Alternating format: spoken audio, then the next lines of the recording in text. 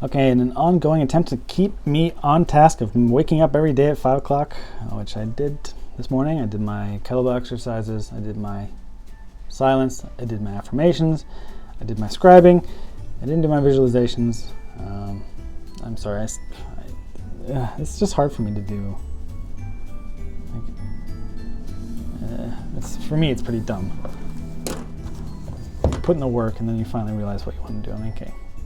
All right.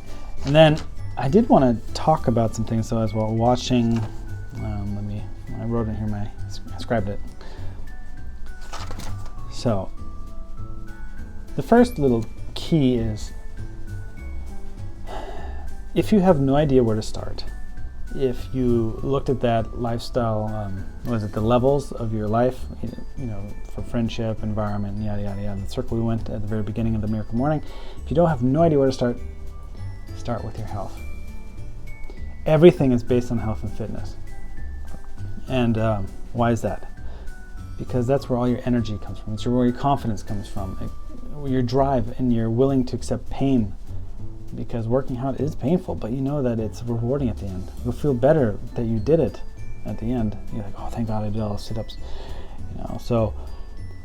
And the rest will follow. When you improve your health and your body, your mindset will improve because you're getting more, and your intelligence because you're getting more blood to your brain, and you just start feeling better about yourself. You're more confident, and your energy, of course. I think the energy is the second part that matters the most, especially when you're starting out. Is you're not gonna, if you talk like this to people, Tony was saying something about, if you're hesitant about meeting somebody new or something, you have to completely switch it off and think about how you would like to be greeted by somebody, right? So it's, hey, how's it going? You want to be that one person when you come in the room and there's somebody there and you're fucking scared to death of that, meeting them because you're an introvert like me. Get into character. Pretend you're a character and adopt this whole energy. It's like, you want to be that guy that comes in and is like, oh my God, it's so great to meet you. So cool. It's like, be that guy. You're never going to piss somebody off by being glad to meet them. Imagine you standing there in the room all of a sudden because somebody comes in and says, oh my God, it's Christian. Oh my God, it's so good to meet you. I'll say I'm overdoing it. But the point is, having the energy will make people attracted to you. The energy comes from both mindset and from working out. Because if you're fat and lazy, you're eating a bunch of junky food, you're going to be sapped of energy. So that's number one. Working out and eating healthy. That'll lead you to confidence, energy, and then you have to adopt the mindset that you need, even if you're an introvert, to express that energy to other people, because then it'll be reciprocated to you. What else did I want to talk about? Oh, right. So when it comes to change, I don't know if I should put this into a different vlog. I might expand on it more on a different vlog. But I was thinking, so there's a lot of stuff about here, you being the light, and your light inspires other people. So don't be afraid of success. Don't be worried about them thinking negatively of you for succeeding or having something in your life that they don't have. So I was thinking about that. It was like, wouldn't it be awesome to have Tony Robbins as a friend? You don't have to pay him anything. You're just like, hey man, come over and let's talk about stuff. And he comes over and he's like this great guy. And instead of having a friend, why don't you be that friend for other people, right? You can be that friend that everybody loves. Isn't that the best though? You're completely selfless, you love everybody, and you're just full of energy, and when people come to their problems, you're real and you're straight with them and they can count on you.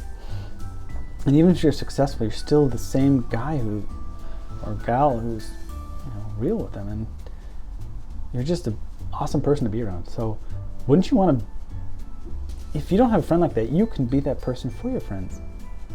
And then on top of that, you're that person for yourself. You can access yourself anytime you want. You don't have to say, oh man, I'm sorry to interrupt your day, or you're having dinner with your kids or whatever. Just be that person. So I think that's what we should strive for, is be that person you want to have as a friend.